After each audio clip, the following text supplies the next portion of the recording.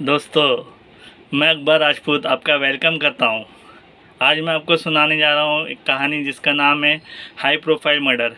दोस्तों, जैसा कि इसका नाम है हाई प्रोफाइल मर्डर, ऐसे ही ये इसी तरीके से क्राइम थ्रिलर है और बहुत ही दिलचस्प कहानी है। आप सुनेंगे तो आपको ज़रूर पसंद आएगी।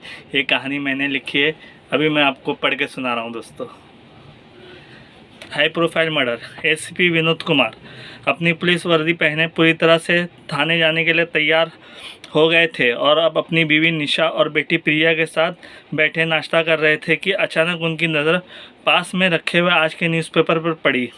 ये निगाह तो गैर इरादी तौर पर पड़ी थी, क्योंकि विनोद कुमार कभी भी खाते वक्त कुछ भी पढ़ने के खिलाफ थे।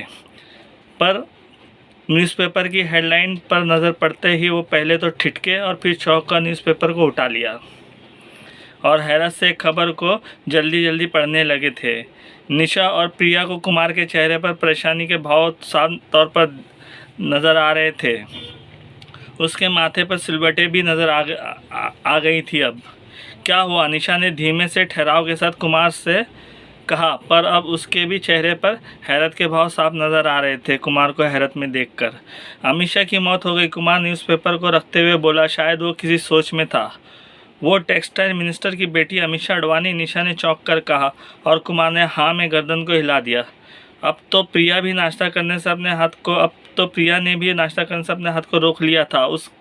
उसके लिए भी ये खबर चौंकाने वाली थी। प्रिया विनोद कुमार और निशा की इकलौती बेटी थी।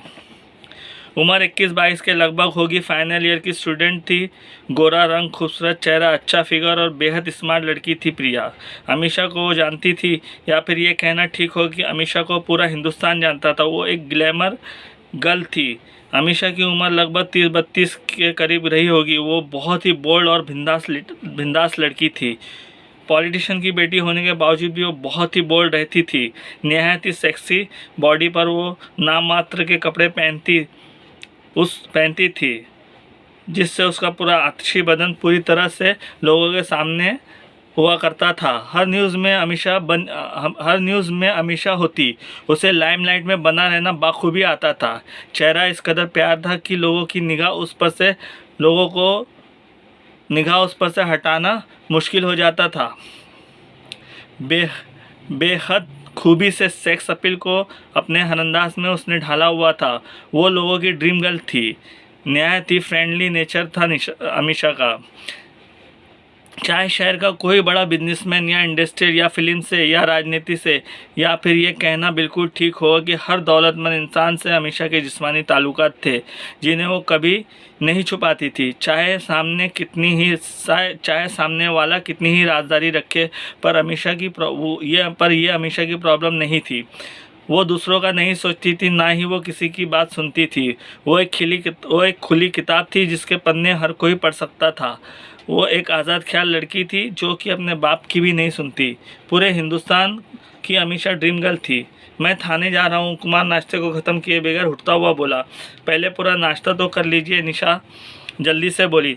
नो, इट्स ओके, कुमार ने निशा को कहा और फिर एक अलविदा नज़र प्रिया पर डालकर मुस्कुराया और जाने लगा। पापा, अमीषा की मौत कैसे हुई? प्रिया ने जाते हुए विनोद कुमार को आवाज़ देकर कहा। अखबार की खबर के मुताबिक ये एक नेचुरल डेथ है और मौत और क्रियाक्रम 2 दिन पहले ही हो चुका है। जाते हुए कुमार ने रुक कर प्रिया की तरफ पलट कर कहा, और इस खबर को आज पब्लिक किया गया है पापा? प्रिया ने कुमार से सवाल किया। हाँ, कुमार ने मायने खेत अंदाज में प्रिया को देखते हुए कहा। और आपके मुताबिक एक नेचुरल डेथ नहीं है इस दफ़ा? निशा ने सवाल किया। ऐसा ही है, विनोद ने कॉन्फिडेंस के साथ कहा। तब फिर पापा, अमीषा की मौत कैसे हुई? ये एक मर्डर है, कुमार ने पुरएतमादी के साथ कहा। पुरएतमादी, कॉन्फिडेंट।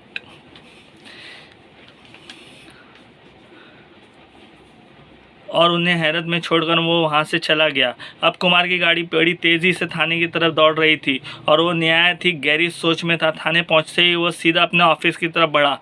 रास्ते में कई स्टाफ ने उसे सलाम किया, पर कुमार अपनी सोच में गुम अपने ऑफिस में दाखिल हुआ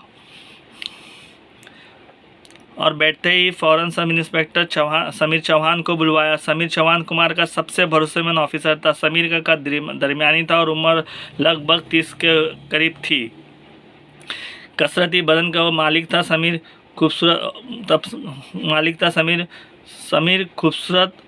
खूबसूरत था और हैंडसम चेहरे का नौजवान था, जबकि विनोद कुमार गोरा चिट्टा लंबा चौड़ा 50 साल का था, पर विनोद कुमार दिखने में 40 का ही नज़र आता। बहुत ही पुरवा पर्सनैलिटी थी विनोद कुमार की। शानदार गरजदार आवाज़, गहरी आंखें और जब गुस्सा आ जाए तो खौफनाक आंखें। वो एक ताकतवर कसरती इंसान था। समीर कुमार के ऑफिस में दाखिल हुआ और उसके सामने वाली कुर्सी पर बैठ गया। समीर और कुमार के बीच कुछ इस किस्म के ताल्लुकात थे कि समीर को कुमार के ऑफिस में दाखिल होने या फिर कुर्सी पर बैठने के लिए कुमार की इजाज़त की ज़रूरत नहीं थी। यस सर, समीर ने कुमार से कहा। आज की सबसे बड़ी न्यूज़ क्या है, तुम मुझे बताओ। कुमार समीर को गौर से देखते हुए बोला। ओ अच्छा, मैं समझा, अमीषा की मौत की खबर। और इस खबर के बारे में तुम क्या जानते हो? यही सर कि वो निहायत ही खूबसूरत और सेक्सी थी। बकवास नहीं, कुमार ने समीर को घूर कर देखा और उसके जुमले को पूरा होने से पहले बोला। नहीं सर, कसम से वो बहुत ही खूबसूरत और सेक्सी थी, समीर ने मनचले अंदाज में कहा। वो मैं तुमसे बेहतर जानता हूँ। ओह, पर्सनली? अच्छा। समीर अपने होठों को दायरे की शक्ल में बनाता हुआ इस तरह गर्दन को हिलाकर बोला जैसे कि वो सब कुछ समझ गया हो। शट अप, कुमार ने सख्ती से कहा और समीर खामोश हो गया।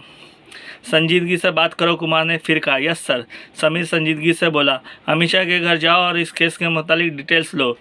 ओके सर, बट ये केस कब बना? ये केस ही है बेटा, और वो भी मर्डर। अगर उसके घर वाले मौत की कंप्लेन लिखवाना चाहें तो फिर कंप्लेन भी फाइल कर लेना, और ना चाहे तो फिर तुम पुलिस की तरफ से कंप्लेन फाइल कर देना। बट सर, हमारे पास भी कोई सबूत तो होना चाहिए कंप्लेन फाइल करने के लिए। तुम्हारी तहकीकात में तुमको कुछ ना कुछ सबूत ज़रूर मिलेगा, कुमार को सोचते हुए बोला। सर, आपको इतना यकीन क्यों है कि अमीषा का मर्डर ही हुआ है? समीर, ये लोग जिस रोज़ अमीषा की मौत बताते हैं उस रोज़ मैं अमीषा से मिला था। वो बहुत ही खुश और ज़िंदगी से पूर्ण थी। ओ अच्छा, समीर कुछ सोचते हुए गर्दन को हिलाकर बोला और फिर कुमार से इजाज़त लेकर ऑफिस से बाहर जाने लगा। सुनो, कुमार ने जाते हुए समीर को आवाज़ देकर कहा, और एक बार फिर समीर रुक कर कुमार की तरफ पलटा। वो अरसल खान है ना? कुमार ने कुछ सोचते हुए समीर से कहा। जी। उससे कहो इस केस पर काम करने के लिए मैंने उससे कहा है। सर, बट वो बगैर पैसों के कोई काम नहीं करता है। मैं अभी उसके अकाउंट में कुछ रकम ट्रांसफ़र कर देता हूँ। सर, इस केस में बाहरी आदमियों को लेने की क्या ज़रूरत है? ज़रूरत है। अरसल भले ही कानून के लिए काम नहीं करता है बल्कि पैसों के लिए निजी तौर पर काम करता है, but he is a brilliant guy, Kumar ने समीर से कहा। अरसल खान 30-32 साल का निहायत ही खुबरू नौजवान था। गोरा रंग, मजबूत जिस्म, दरमियानी कद, बला की चुस्ती फुर्ती और जहनी तौर पर मास्टरमाइंड। ठीक है सर, कहते हुए समीर ऑफिस से बाहर निकला और कुमार फिर गहरी सोच में गुम हो गया। समीर ने अरसल को मैसेज दे दिया था और अब वो खुद अमीषा के घर वालों से मुलाकात करने गया था। अमीषा के घर वालों ने समीर को कोऑपरेट नहीं किया। उनका कहना था कि अमीषा की मौत हार्ट अटैक से हुई थी और मौत की खबर इसलिए राजदारी में रखी गई क्योंकि अमीषा की ख्वाहिश थी कि अगर कभी उसकी मौत हो जाए तो अंतिम संस्कार के बाद ही खबर को पब्लिक किया जाए। अमीषा के घर वालों के मुताबिक कंप्लेन करने का तो सवाल ही नहीं पैदा होता है। समीर वहाँ से आ तो गया था, पर उससे अमीषा के घर वालों की बातों से झूठ की बू आ रही थी। तभी अरसल ने समीर को मिलकर बताया कि अमीषा की मौत की दो अलग अलग डॉक्टर्स ने दो अलग अलग वजह बताई है। एक डॉक्टर के मुताबिक अमीषा की मौत हार्ट अटैक से हुई थी तो दूसरे डॉक्टर के मुताबिक अमीषा की मौत उसके दिमाग की नस फटने से हुई थी। अरसल ने दोनों मेडिकल रिपोर्ट की कॉपी समीर के सुपुर्द कर दी और समीर ने कुमार ने इन दोनों रिपोर्टों को आधार बनाकर पुलिस की तरफ से अमीषा की संगीत स्थिति में मौत की कंप्लेन फाइल की।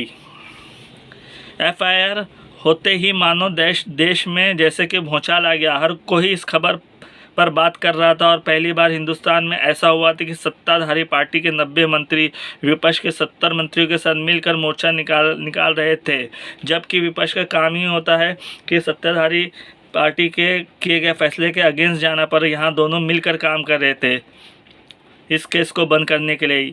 या तो फिर ये केस को पुलिस से, उनका कहना था, या तो फिर ये केस को पुलिस से लेकर सीबीआई के सुपुर्द कर दिया जाए, क्योंकि वो जानते थे कि विनोद कुमार एक ईमानदार पुलिस ऑफिसर है, वो लोग केस को इन्फ्लुएंस नहीं कर पाएंगे। जबकि केस को सीबीआई के सुपुर्द करने पर वो सीबीआई पर दबाव डालकर अपने मन मुताबिक नतीजा निकलवा सकते हैं, वरना अगर विनोद कुमार ने इस केस को हल कर दिया तो वो सब के सब बीच बाज़ार में नंगे हो जाएंगे, क्योंकि उनमें से शायद ही ऐसा कोई हो जिसका कि अमीषा के साथ शारीरिक संबंध ना हो। अगर अमीषा को हमाम कहा जाए तो इस हमाम में सारे ही नंगे थे।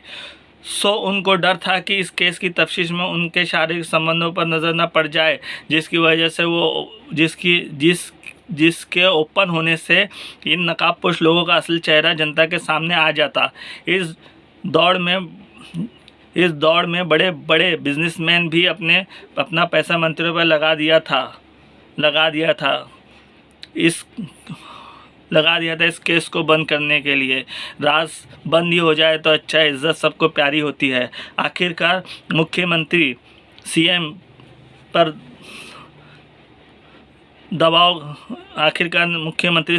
दबाव के चलते विनोद कुमार को सीएम ने दबाव के चलते कुमार को अपने ऑफिस में तलब किया। मुख्यमंत्री के ऑफिस में विनोद कुमार और मुख्यमंत्री एक दूसरे के सामने बैठे थे और मायने खेज अंदाज में एक दूसरे को देख रहे थे। दफ्तन सीएम ने कुमार की आंखों में देखते हुए कहा, so tell me what. Kumar ने सीएम को मुस्कुराकर जवाब दिया, तुम्हें पता है कि मैं किस बारे में बात कर रहा हूँ? सीएम ने सपाट लहजे में कहा, नहीं, मुझे नहीं पता। कुमार ने भी उसी अंदाज में जवाब दिया। वेल, मुझे ही खुलकर कहना होगा, सीएम कुछ नरम पड़ते हुए बोला। I am waiting for your call, Kumar ने बड़े ही अदब से कहा। अमीषा मर्डर केस दर्ज करने की क्या ज़रूरत थी? सीएम ने परेशान किन लहजे में कहा, क्योंकि अमीषा का मर्डर हुआ है इसलिए। तुम्हारे पास क्या सबूत है इस बात का? काफ़ी सबूत है मेरे पास। देन टेल मी, मुझे बताओ वो सबूत। सॉरी सर, वो आपको अभी नहीं बता सकता, फाइनल कॉलिंग पर आपको पता चल जाएगा, कुमार ने सीएम से निहायत ही अदब के साथ कहा। तुमको पता है तुम किससे बात कर रहे हो? सीएम तेज़ आवाज़ में सख्त लहजे के साथ बोला। जी बिल्कुल, एक्टिव सीएम, कुमार ने नरम लहजे में बड़े इत्मीनान से कहा। सो तुम्हारे पास कुछ है? दफ्तन सीएम नरम पड़ता हुआ बोला। जी, कुमार धीमे से बोला। और वो क्या है? सीएम ने पहलू बदलते हुए कहा। उनके चेहरे पर परेशानी के भाव थे और साथ ही वो कुछ घबराए हुए भी लग रहे थे। सर, मैं सिर्फ इतना ही कहना चाहूँगा कि अब तक इस केस में आपका नाम कहीं नहीं है, पर अगर मुझे इस केस पर काम करने से रोका गया तो आप का हाथ भी झुलस सकता है, कुमार ने सीएम की आंखों में देखते हुए पुरइत्मीनान लहजे में कहा। और सीएम घबरा गया, उसके चेहरे पर पसीने की बूंदें आ गई। ठीक है कुमार, तुम करो इस केस पर काम, सीएम गंभीर आवाज़ में अपने पसीने को पोंछते हुए बोला। फिर अब मुझे इजाज़त दीजिए, कुमार ने अपनी जगह से उठते हुए कहा और फिर अपनी दोनों एड़ियों को उचकाकर सीएम को सलूट किया और ऑफिस से बाहर जाने लगा। सुनो कुमार, सीएम ने खिलाते हुए बड़ी मुश्किल से अपना जुमला पूरा किया। ऑफिस से बाहर जाते हुए कुमार तुरंत रुक गया और पलटकर सीएम को मायने खेज अंदाज में खामोशी से देखने लगा। कुमार, इस केस में मेरा नाम नहीं आना चाहिए, सीएम ने बड़ी मुश्किल से अपना जुमला पूरा किया। आप बेफिक्र रहिए, कुमार ने मुस्कुराकर सीएम से कहा और फिर उनकी ऑफिस से बाहर निकलता चला गया। दोस्तों, ये कहानी का पहला हिस्सा था और ये बहुत दिलचस्प इंटरेस्टिंग मर्डर मिस्ट्री है और सेकंड पार्ट में आपको बताऊंगा अगले हिस्से में। तब तक के लिए बाय बाय बाय।